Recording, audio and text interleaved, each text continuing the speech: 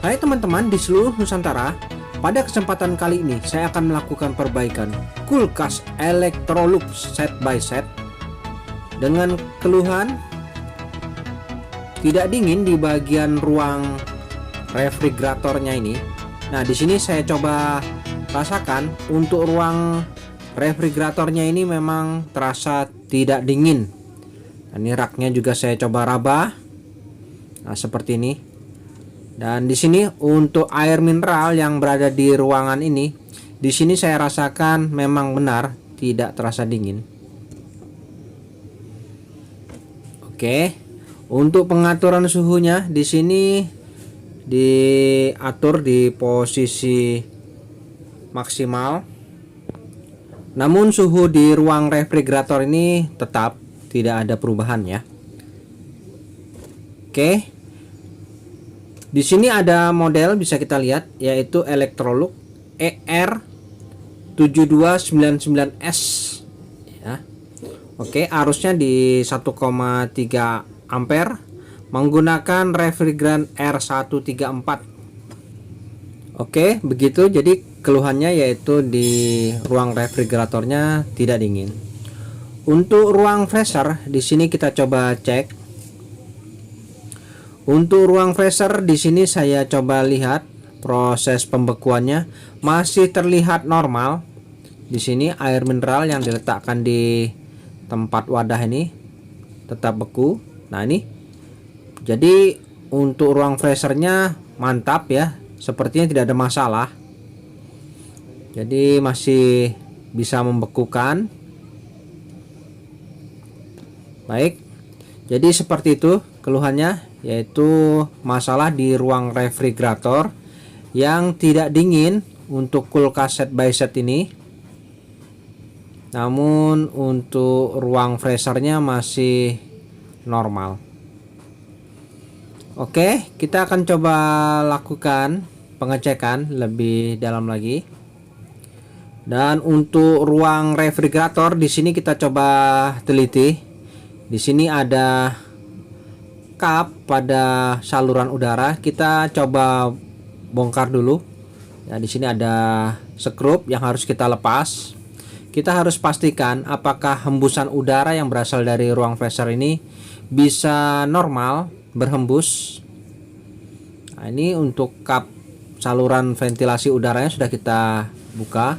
Dan di sini ternyata tidak ada hembusan udara yang berasal dari ruang freezer. Nah, ini adalah switch pintu, namun tidak mempengaruhi. Mungkin switch ini hanya sekedar mematikan dan menghidupkan lampu. Dan kita juga cek di switch pada ruang freezer. Nah, di sini adalah switch lampu dan switch fan, yang mana hembusan udara harus menuju ke ruang refrigerator. Oke, sepertinya tidak ada pengaruh. Jadi kita harus bongkar juga ya di ruang freezer ini.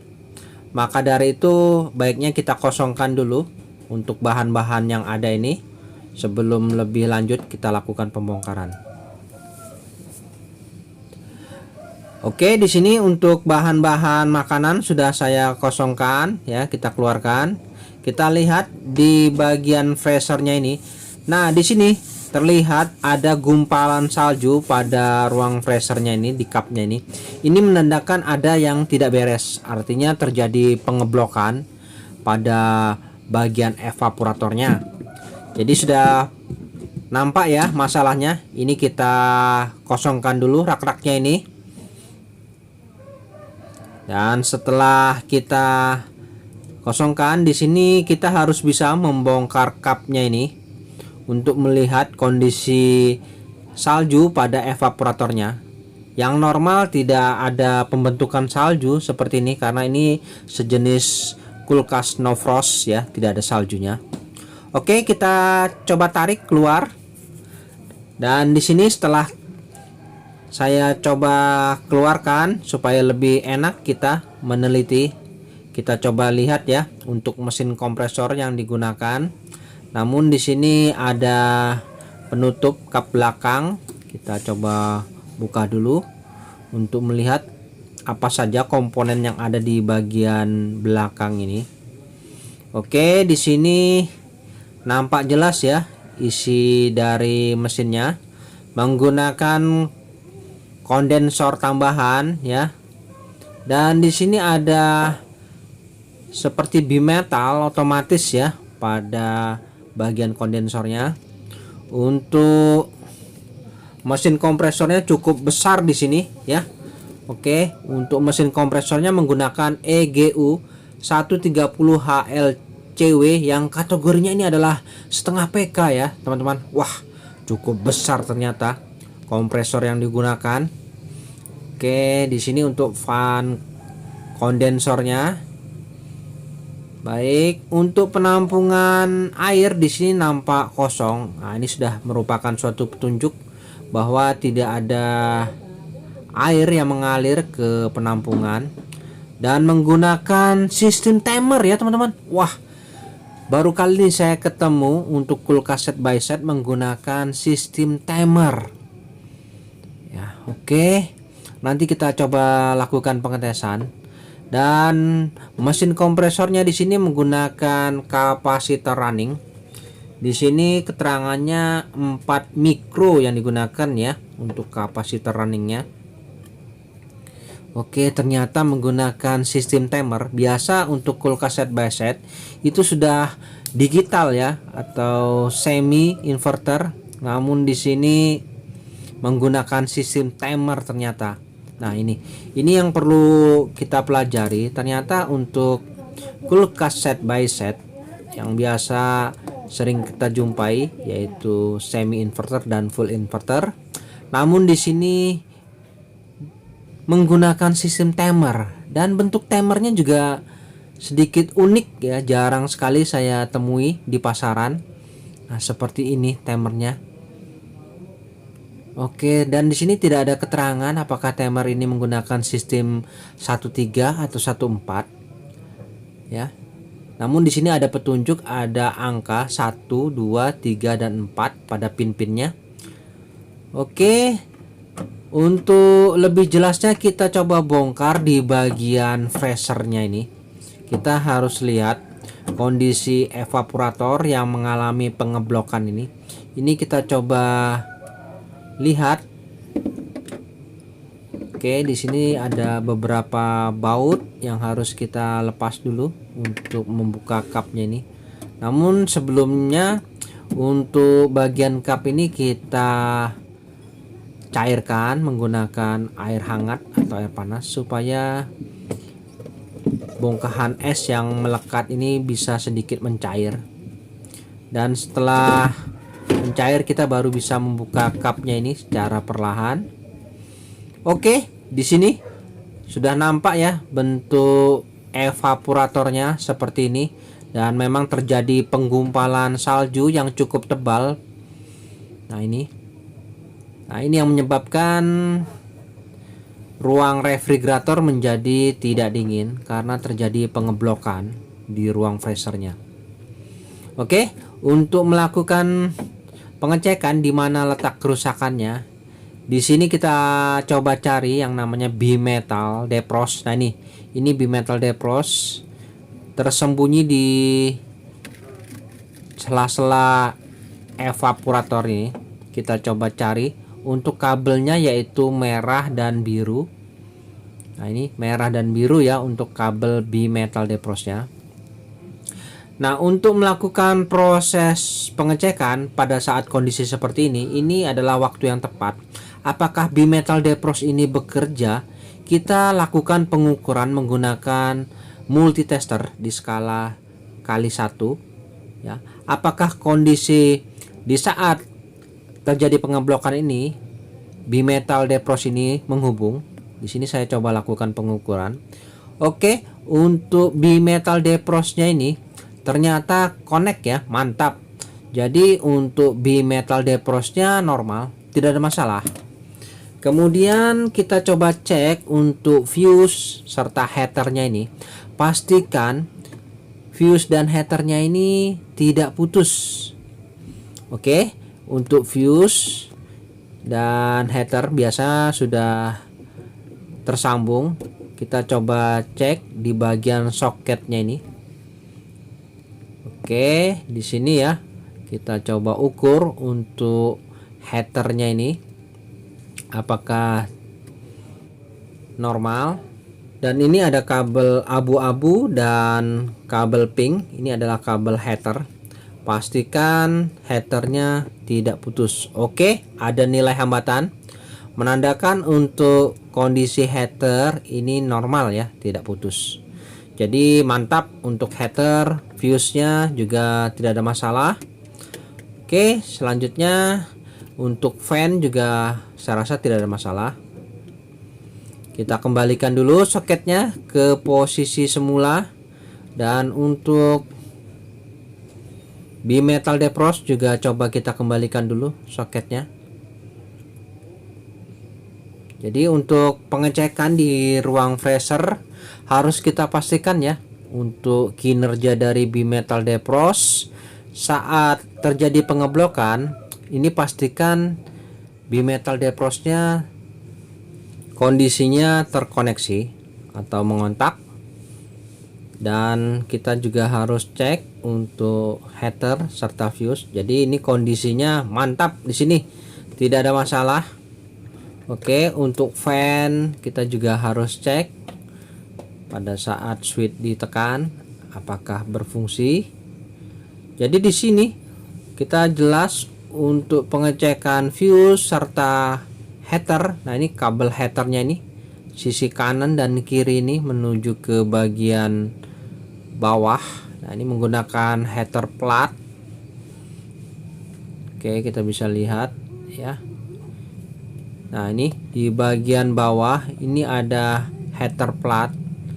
Nah, ini headernya normal setelah kita lakukan pengukuran hambatan. Jadi kondisinya masih normal. Baik, selanjutnya kita coba langsung ke bagian belakang lagi. Jadi kecurigaan kita terletak pada timer defrostnya ini. Nah, ini. Oke, kita coba tes dulu ya untuk kinerja dari mesin kulkas ini. Kita berikan sumber ya. Oke, kita tunggu mesin kompresor aktif ya. Untuk timernya di sini pastikan apakah berfungsi ya. Oke, setelah kita cek dan kita matikan, di sini kita simpulkan bahwa kerusakan memang di bagian timernya ini.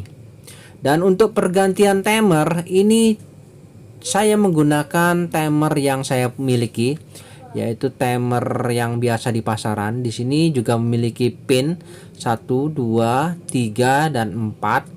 Sama ya seperti timer yang aslinya memiliki pin. Namun bagaimana caranya supaya timer yang baru ini bisa dipasangkan pada timer yang lama? Caranya cukup mudah teman-teman. Yang pasti kita coba urutkan dari pin nomor 1 ini kita potong. Dan di sini untuk kondisi kulkasnya sudah kita matikan. Kita potong untuk pin nomor 1 terlebih dahulu. Nah, ini pin nomor 1 kita potong dulu pada soket. Dan kemudian kita sambungkan pada pin nomor 1 juga di timer yang penggantinya ini. Jadi apabila teman-teman mengalami masalah seperti ini, apabila tidak memiliki timer yang sama persis, tidak ada masalah. Yang pasti kita bisa menggunakan timer apapun. Yang penting letak soket serta kabelnya ini sesuai ya, jangan sampai salah. Oke, untuk pin 1 sudah terkoneksi ya di sini. Dan untuk mengetahui nanti ini kita bisa lanjut lagi ke pin nomor 2 ya. Di pin nomor 2 di sini kita potong. Jadi satu persatu ya cara menyambungnya supaya tidak salah.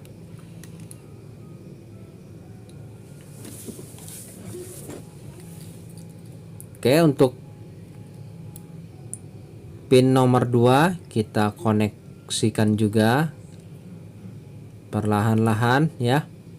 Jadi apabila kita koneksikan semua ini ya, nanti bisa terlihat apakah timer ini sistem 13 atau 14. Yang mana untuk timer yang lama ini saya sedikit sulit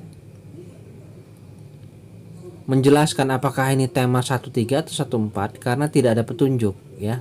Untuk diagram kelistrikannya juga tidak ada.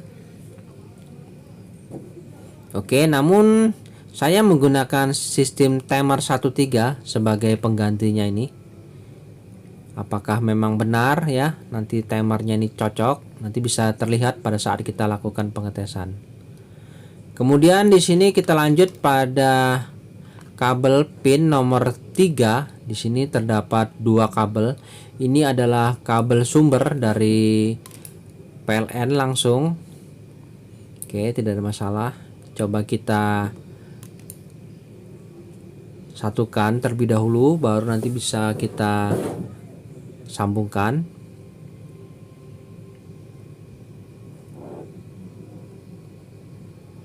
Nah, ini saya koneksikan dulu ya, jadikan satu.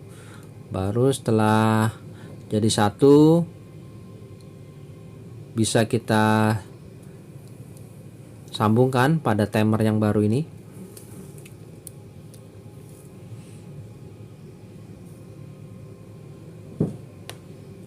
Oke, kita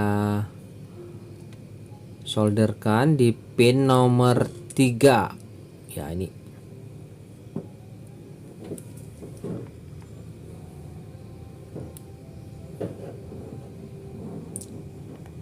pin nomor 3 yaitu sumber langsung dari PLN.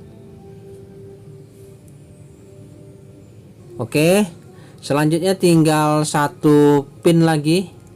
Yang pasti ini adalah pin nomor 4 yang harus kita sambungkan ya. Ini kabelnya berwarna putih. Nah, ini untuk pin nomor 4 ini adalah jalur yang menuju ke kompresor. Jadi dari pin 1 tadi itu adalah jalur yang menuju ke heater, fuse. Kemudian pin 2 itu adalah jalur yang menuju ke bimetal defrost. Pin 3 adalah jalur sumber langsung dari termostat atau PLN. Dan pin nomor 4 adalah jalur yang menuju ke kompresor. Baik, sudah terkoneksi semua untuk kabel-kabel pinnya ya, seperti ini, dan sudah kita ganti dengan timer yang baru. Kemudian bisa kita rapikan saja untuk soket-soketnya ini. Kita coba rapikan saja dulu. Ini bisa kita isolasi dulu ya.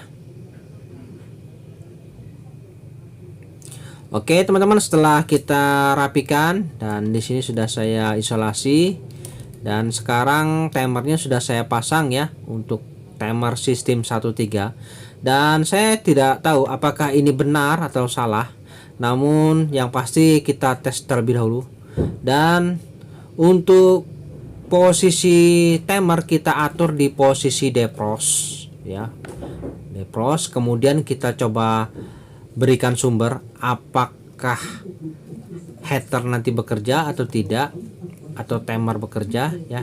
Di sini saya berikan sumber dan pastikan untuk timernya ini pada saat posisi defrost ini kondisinya gearnya berputar. Oke, kita coba lihat ya. Jadi posisi defrost di sini, nah ini ya, roda gila gearnya berputar. Ini posisinya lagi defrost ini. Namun di sini kita coba cek ke bagian ruang phaser. Nah, seperti ini. Pastikan sudah terkoneksi semua ya. Sudah terkoneksi semua dan seperti ini. Lalu kita coba cabut dulu ya, cabut dulu. Jadi ini kita pastikan ya apakah sudah benar instalasinya. Kemudian kita beralih lagi ke bimetal defrost. Nah, di bimetal defrost ini kita coba sambungkan langsung atau jumper ya. Jadi ini soketnya kita lepas dulu. Kemudian coba kita sambungkan langsung ya. Anggap saja bimetal defrost ini terhubung. Ini saya coba sambungkan soketnya tanpa menggunakan bimetal defrost. Oke, jadi seperti ini. Anggap saja bimetal defrostnya lagi terhubung, dan kita lihat pastikan untuk timernya ini harus off ya. Oke, saya coba berikan sumber. Ya, di sini kita lihat ya gearnya nih. Intip dulu. Pastikan gearnya ini berhenti berputar. Oke, benar ya. Gearnya berhenti berputar. Jadi ini posisinya lagi memanaskan. Artinya mantap ini. Seperti ini cara kerja dari sistem 1.3. Jadi pada posisi seperti ini, yang pasti heater ini pasti bekerja. Coba kita lihat. Ya, betul ya. Heaternya mulai bekerja, panas ini. Nah, ini heaternya sudah aktif, artinya proses pencairan berlangsung. Nah, ini. Jadi kita harus pastikan sistem kerja dari timernya ini memang betul-betul cocok. Apakah ini sistem 1.3 atau 1.4? Nah, seperti ini. Jadi apabila bimetal defrostnya kita hubungkan di posisi defrost, maka heater bekerja. Oke. Selanjutnya kita beralih lagi ke belakang. Kita coba cabut dulu. Nah, seperti ini. Dan untuk sistem heaternya sudah berfungsi, bisa kita rasakan, kita raba apakah memang terasa panas. Ya, terasa panas ya. Jadi mantap ini. Posisi heater bekerja, timer off. Dan selanjutnya anggap saja untuk bimetal defrostnya ini sudah off atau terputus ya, kita putus lagi. Jadi sistem pencairan sudah selesai, kita anggap. Ini kita coba kembalikan ke posisi semula untuk bimetal defrostnya ini.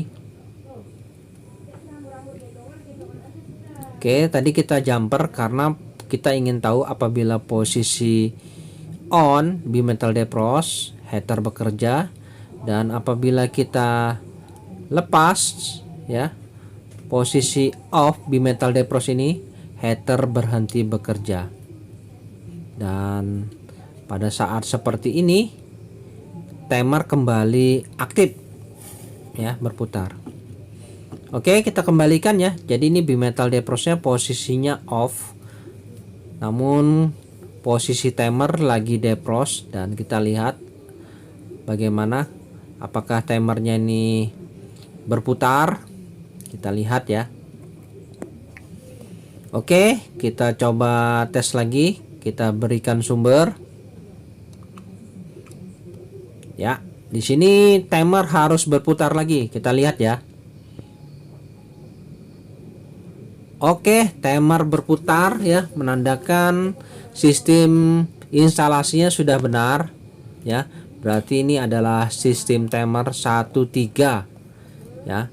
Selanjutnya kita akan coba arahkan posisi timer ini menuju ke sistem running, yang mana bisa kita putar berlawan arah jarum jam, maka kompresor aktif ya. Pastikan kompresor nanti aktif pada saat kita putar sedikit saja sampai klik. Oke ya. Kita sudah putar, dan di sini untuk timernya tetap berputar ya, tetap berputar. Dan posisi seperti ini timer berputar, kompresor aktif Ya, mantap. Jadi ini benar-benar murni menggunakan sistem 1.3 timernya ya. Oke, selanjutnya sudah jelas dan merasa yakin. Tinggal kita rapikan saja ini. Kita rapikan saja semua karena saya sangat yakin kerusakan hanya di bagian defrost timernya saja. Untung saja ini timernya menggunakan sistem timer 1.3 dan saya kebetulan pas membawa ya.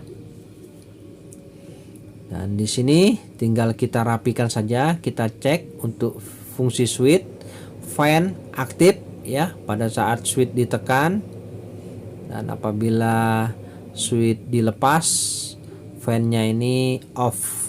Oke, tidak ada masalah ya. Dan di sini kita bisa langsung saja rapikan semua ke posisi semula karena di bagian ruang freezer dan ruang refrigerator tidak ada komponen yang harus diganti. Di sini ternyata kerusakannya hanya di bagian timernya saja. Nah ini ya timernya. Timer yang lama agak unik dan kita ganti dengan timer yang baru. Oke, langsung saja saya rapikan, saya tutup saja ya teman-teman. Saya matikan dulu, saya rapikan, saya kembalikan ke posisi semula. Dan di sini setelah saya kembalikan ke posisi semula dan sudah saya rapikan untuk kap-kap serta rak-rak di ruang freezer. Nah, seperti ini. Pastikan switch berfungsi normal semua, baik di ruang freezer maupun di ruang refrigeratornya. Nah ini kita harus pastikan semua. Nah ini switch lampunya juga berfungsi untuk ruang refrigerator. Dan kita akan coba lakukan pengetesan kurang lebih 3 hari ya teman-teman. Kita lihat lagi nanti. Baik teman-teman, setelah 3 hari kemudian di sini saya coba lakukan pengecekan bagaimana hasilnya setelah kita lakukan pergantian defrost timer kemarin. Nah, di sini untuk ruang freezer saya rasakan sangat dingin ya. Dan di sini tidak ada lagi terbentuk bunga salju pada bagian ruang freezernya ini. Untuk pembekuannya di sini normal, tidak ada masalah ya. Mantap. Jadi untuk ruang freezer saya anggap di sini masih normal. Kemudian di sini untuk ruang refrigerator kita lihat hasilnya apakah sudah normal. Ya, di sini saya rasakan hembusan udara terasa ya. Oke, terasa dingin di sini. Untuk rak-raknya saya rasakan ya sangat dingin ya, mantap. Kemudian di sini air mineralnya juga terlihat nih. Wah, terasa dingin sudah. Jadi perbaikan ini sudah selesai ya teman-teman. Baik teman-teman, sampai di sini dulu perjumpaan video saya dan kita akan ketemu lagi pada video saya selanjutnya. Sampai jumpa.